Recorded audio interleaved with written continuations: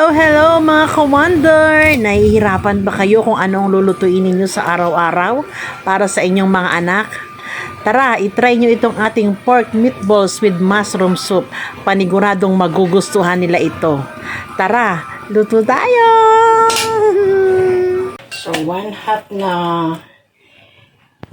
na ground pork, 1 teaspoon na minced garlic, sibuyas, 1 medium na sibuyas, onion spring, onion, pepper, 1 teaspoon, 1 teaspoon din ng stir sauce, salt, lang yan, pero kaya yun yung sukat nun, 1 teaspoon. Pero lagi ko nga sinasabi, iba-iba tayo ng timpla, kaya nasa sa inyo yan. Breadcrumbs, 1 cup, isang itlog. Itlog.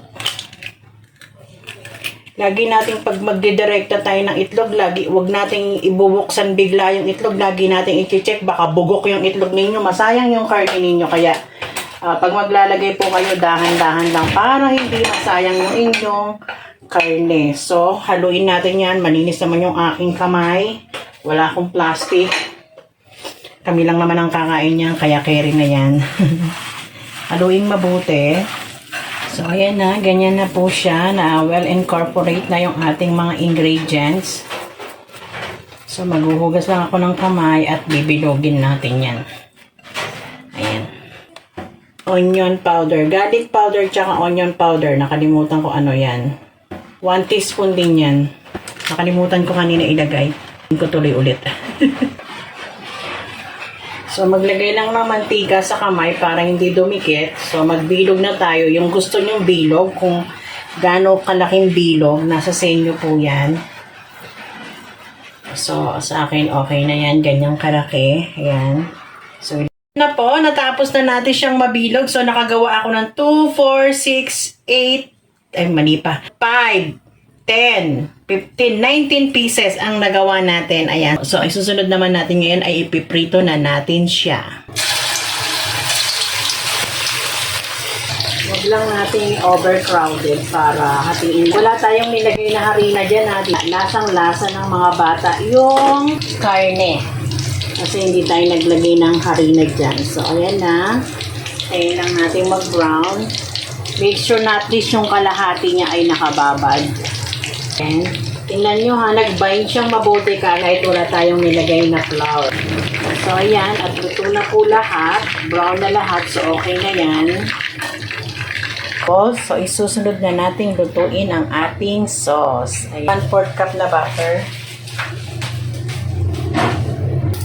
Lagay na natin ang sibuyas para naluluto na siya. White onion po yung ginamit ko ha, kasi pag sa mga sauce, masarap yung white onion. Yan lang natin maluto yung ating onion, mushroom. Jolly ang ginamit ko. Kasi sa inyo kung anong mushroom ang gamitin nyo, pero masarap ang Jolly kasi. Jolly, bekenemen. 2 tablespoon po ng harina. Kasi gusto ng mga anak ko madaming sabaw, kaya yan. Marami palang sauce, kaya damihan natin ang ating sauce. So, ayan. Yan na lang natin madurog yung harina. Lagyan natin ng 3 cups of water. Gradually lang ang paglagay. Ayan. Pero kung ayaw nyo ng mas maraming sauce, pwede namang 1 tablespoon lang na all-purpose flour. Ang anak ko kasi gusto ng maraming sauce, kaya ano. So, ayan na yan. Nakita nyo, smooth na siya.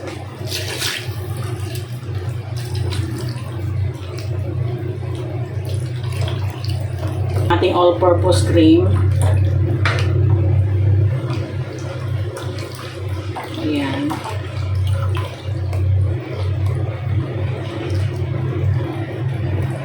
Isang beef cubes or half lang kung gusto ninyo. Pero wala na kasi tayo ibang ilalagay na pampalasa dyan.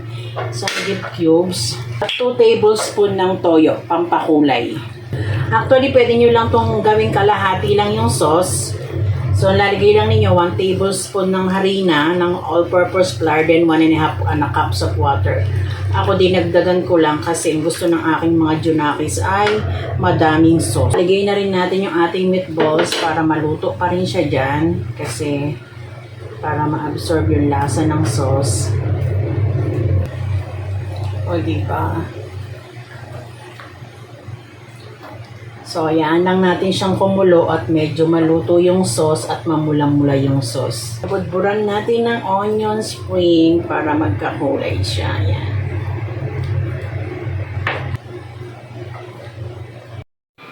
So, ayan na. Luto na po ang ating pork meatballs with mushroom soup. At kung sakaling umabot po kayo hanggang dito sa panonood, please naman po, palambing po, please like and share and follow na rin po, please. Thank you so much. Enjoy eating! Wala po muna tayong tikiman time ngayon kasi diet ang inyong Wonder Mom. For sure, magugustuhan niya ng inyong mga kids. Enjoy po. Basta lagi lang po natin tatandaan, lagi tayong magpasalamat sa lahat ng ating mga blessings na natatanggap sa araw-araw. At maraming salamat din po sa patuloy niyong pagsuporta sa akin. Dams Wonder Moms Vlog. Thank you so much!